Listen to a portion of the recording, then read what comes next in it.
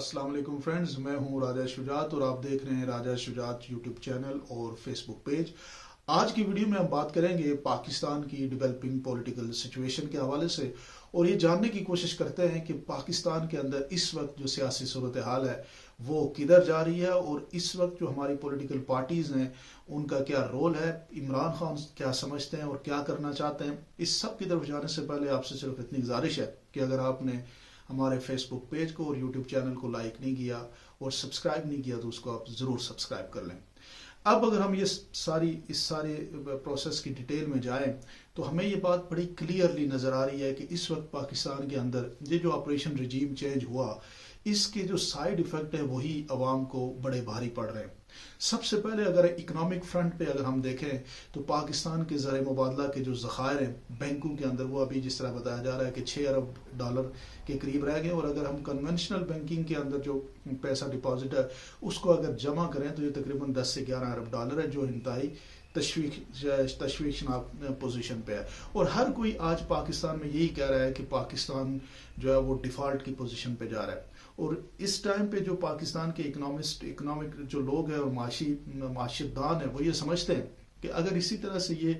Process carry on ہوتا گیا تو پاکستان کے لیے یہ بڑا مشکل ہو جائے گا کہ وہ دیوالیہ جسے کہتے ہیں انسالوینسی وہاں تک یہ ملک جا سکتا ہے۔ اب یہ بات کہنا ہی بہت سارے لوگوں کے لیے بڑی پریشان کن بات ہے، جو ایک نیا انٹرپرینور، نیا بزنس لگانے والا، ایک نئی فیکٹری لگانے والا، ایک نیا کاروبار شروع کرنے والا، اس سب کے لیے یہ ایک بڑی ڈیمیجنگ بات ہو جاتی ہے بزنس کے اندر جب آپ کے ملک کے لیول پہ یہ ڈسکشن کی جا رہی ہو کہ ملک جو ہے وہ انسالوینٹ ہو جائے گا اور دیوالیہ ہو جائے گا۔ یہ ہے پاکستان کی اکنامک پوزیشن۔ اور اسی طرح اگر ہم پولیٹیکل بات کریں تو پولیٹیکل پوزیشن یہ ہے کہ پاکستان کی 15-16 جماعتیں جو ہیں ابھی آرام سے بیٹھی ہوئی ہیں اور وہ پاکستان کو لوٹ رہی ہیں، کھا رہی ہیں۔ 80 لوگوں پہ مشتمل ایک آپ کی گورنمنٹ ہے جس کے وزراء ہیں وہ انجوائے کر رہے ہیں۔ وزیر خارجہ آپ کے سامنے 8 مہینوں میں شاید ایک مہینہ بھی وہ پاکستان میں نہیں رہے، پچھلے جب سے وہ حکومت آئی ہے وہ پوری دنیا کے اندر مطلب انٹرنیشنل ٹرپس میں ہی ہیں، وہ پاکستان میں بہت کم آتے ہیں۔ اسی طریقے سے اگر آپ پاکستان کی جو ہماری سب سے امپورٹنٹ جو ہارڈ ارن ہماری ایفرٹ تھی وہ یہ تھی کہ پاکستان کے اندر ہم نے ایک سیکیورٹی اور سلامتی جسے کہتے ہیں پاکستان کی جو داخلی سیکیورٹی تھی اس پہ بڑا کام کیا تھا، اس پہ بڑی قربانیاں دی گئیں۔ آج اس کی صورتحال یہ ہے کہ اسلام آباد میں کل 2 دن پہلے خودکش حملہ ہوا، اور اس کے علاوہ جو آپ بنوں میں دیکھ رہے ہیں، جو آپ بلوچستان کے اندر دیکھ رہے ہیں، یہ سارے علاقوں میں ایک نئی لہر جو ہے وہ اٹھ رہی ہے جو پورے ملک کے لیے بڑی خطرناک صورتحال ہے۔ اب یہ ہے پاکستان کی سیکورٹی پوزیشن، معاشی پوزیشن آپ کے سامنے ہے، اور پولیٹیکل عدم استحکام جو ہے وہ آپ کے سامنے ہے کہ پاکستان کی جو گورنر صاحب ہیں پنجاب کے اندر انہوں نے جناب ڈی نوٹیفائی کر دیا وزیر اعلیٰ صاحب کو۔ ڈی نوٹیفائی کرنے کے بعد عدالت نے ان کو مشروط بنیادوں پہ شرط رکھ کے ان کو واپس بحال کر دیا۔ پھر جو ہے وہ یہ کہا جا رہا ہے کہ وہ وزیر اعلیٰ لیں گے اعتماد کا ووٹ اور اس کے بعد پھر وہ اسمبلی کو تحلیل کر لیں گے۔ لیکن ان ساری چیزوں کو اگر ہم دیکھیں تو اس سے یہ نظر آتا ہے کہ ہمارے جو پولیٹیشنز ہیں، ہمارے جو فیصلہ کرنے والی قوتیں ہیں، وہ آج بھی سنسیئر نہیں ہے اس ملک کے ساتھ۔ اس ملک کی لاکھوں کروڑوں عوام کے ساتھ سنسیئرٹی نظر نہیں آتی۔ اس ملک کا غریب جو ہے اس کے ساتھ سنسیئرٹی نظر نہیں آتی۔ اور ابھی یہ سننے میں آ رہا ہے کہ مستقبل میں جو آپ کی جو جنوری میں آپ نے پیسے دینے ہیں، جو انٹرنیشنل کمٹمنٹ ہے، اس کو میٹ اپ کرنے کے لیے تقریباً 8 کھرب کا اور ٹیکس لگانا پڑے گا۔ تو آپ سوچیں کہ پاکستان کی اس وقت معیشت کی یہ پوزیشن ہے کہ اس میں لوگوں کے پاس قوت خرید ہی ختم ہو چکی ہے، وہ ٹیکس کہاں سے دیں گے جب آپ اکانومی نہیں ہے، پیسہ نہیں ہے، پیسہ پاکستان سے ختم ہو چکا ہے۔ اور یہاں پہ یہ بھی سننے میں آ رہا ہے کہ بے شمار لوگ جو ہے وہ امیگریشنز کرا رہے ہیں، اس ملک سے وہ باہر جانے کے بارے میں سوچ رہے ہیں، کیونکہ ہم نے آج تک یہ سوچا ہی نہیں ہے کہ ہم نے اس ملک کے بارے میں مستقبل اس کا کیسے بنانا ہے۔ صرف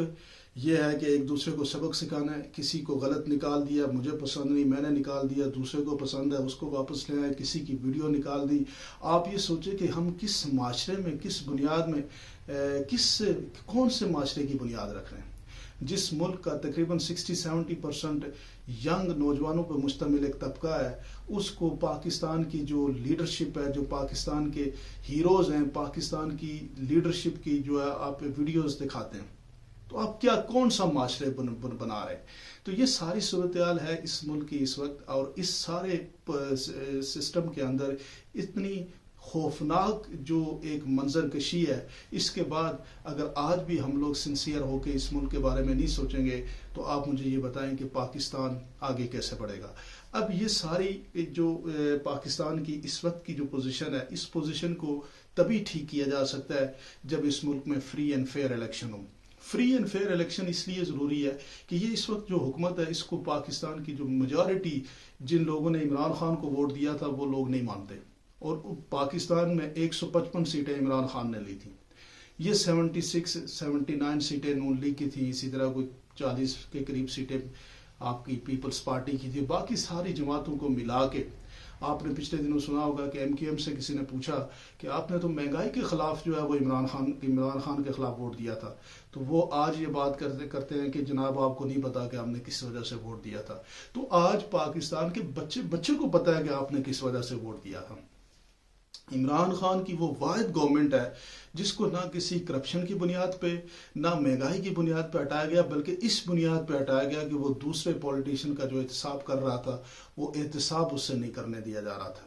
اور اس بنیاد پہ ہٹایا گیا کہ وہ اب آہستہ آہستہ اس ملک کو یعنی 6% کی گروتھ ریٹ پہ لے کے گیا تھا۔ پاکستان کی ہر چیز کے اندر کم از کم ایک امید عمران خان نے بنائی ہوئی تھی، بہترین اور ورس سیناریو پہ وہ بہت بیسٹ پرفارم کر رہا تھا۔ پاکستان کی کرونا کی صورتحال میں، پاکستان کی اکانومی کی میلٹ ڈاؤن کی پوزیشن میں وہ ایک امید کی کرن تھا، اور یہ ساری چیزیں وہ اس لیے کر رہا تھا کہ تاکہ ہمارے ملک کے اندر ایک دوبارہ سے جوائنٹ ایفرٹ کریٹ کی جا سکے اور اس ملک کو ایک بڑا ملک بنایا جا سکے۔ یہ ساری چیزیں درمیان میں 3 سال کے بعد آ کے روک دی گئی، اور آپ کے سامنے یہ سارا ایک رجیم چینج پروسیس ہوا، اور آج بھی وہ رجیم چینج پروسیس بالکل جاری ہے۔ جیسے آج آپ نے دیکھا ہوگا کہ پاکستان کرکٹ بورڈ کے چیئرمین کو کس طریقے سے ہٹا دیا گیا، مطلب پورا قانون ہی بدل دیا،